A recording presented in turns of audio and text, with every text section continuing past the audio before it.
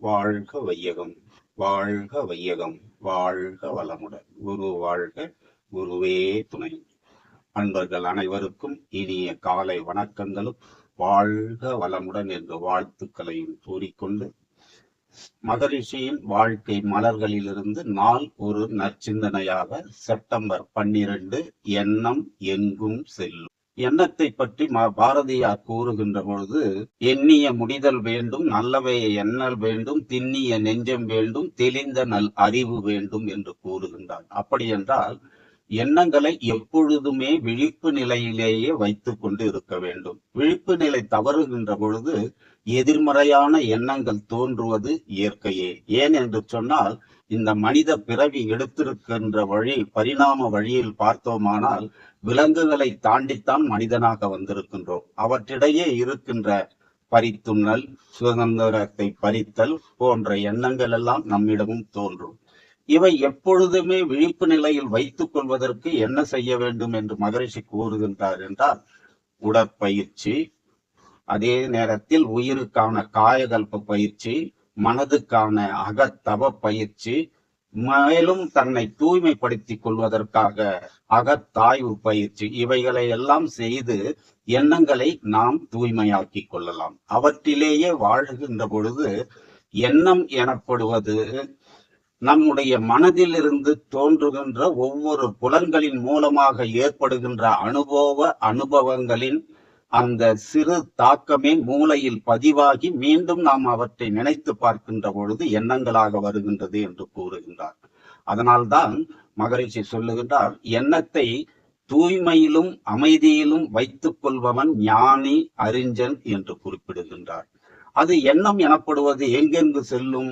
எங்குமே செல்லும் என்றுதான் தலைப்பிலே குறிப்பிட்டிருக்கின்றார். அப்படியானால் எண்ணம் எழும் இடமோ ஓர் புள்ளியாம், இயங்கி விரியும் அளவோ அகண்டாகாரம் என்று சொல்லுகின்றார் மகரிஷி.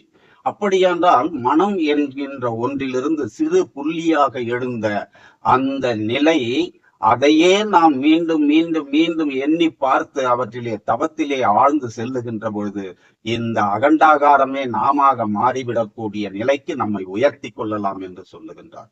அப்படி வருகின்ற எண்ணங்கள் எல்லாமே விழிப்பு நிலையிலேயே இருந்து செயல்படுகின்ற பொழுது நம்மால் நமது குடும்பம், நமது சுற்றம், ஊர், உலகு என்கின்ற வகைகளிலே அனைவருக்கும் நன்மை செய்ய முடியும். அது இல்லாத பட்சத்தில் தீமையான எண்ணங்கள் நம்மிடையே வருகின்ற பொழுது அவைதான் நமது சமுதாயத்திற்கும் குடும்பத்திற்கும் மாறுபாடான கருத்துக்களை உடைய செயல்களை நம்மை செய்ய தூண்டுகின்றது. அப்படி என்று வருகின்ற பொழுது அந்த எண்ணத்திற்கு என்ன செய்ய வேண்டும்? எண்ணத்தை ஆராய்ச்சியிலும் தூய்மையிலும் வைத்துக் கொள்ள வேண்டும். அதற்கு எண்ணத்திற்கு எண்ணமேதான் காவலாக நிற்க வேண்டும். எண்ணமேதான் வாதியாகவும் பிரதிவாதியாகவும் இருந்து செயல்பட வேண்டும். எண்ணமேதான் நீதிபதியாகவும் இருந்து நமது எண்ணங்களை சீர்தூக்கி பார்க்க வேண்டும். அதுதான் மகரிஷி சொல்லுகின்றார் ஒரு பாடலிலே, எண்ணத்தை எண்ணத்தால் எண்ணி எண்ணி எண்ணத்தின் இருப்பிடமும் இயல்பும் கண்டு எண்ணத்தை எண்ணத்தில் நிலைக்கச் செய்தால் எண்ணமே பழக்கத்தால் தெளிந்து போகும். எண்ணம் அது எழும்போதே இது ஏன் என்று எண்ணத்தால் ஆராய்ந்தால் எண்ணத்தின் விளைவும் பயனும் காணும், எழும் எண்ணம் யாவும் நற்பயனாய் மாறும் என்று கூறுகின்றார்.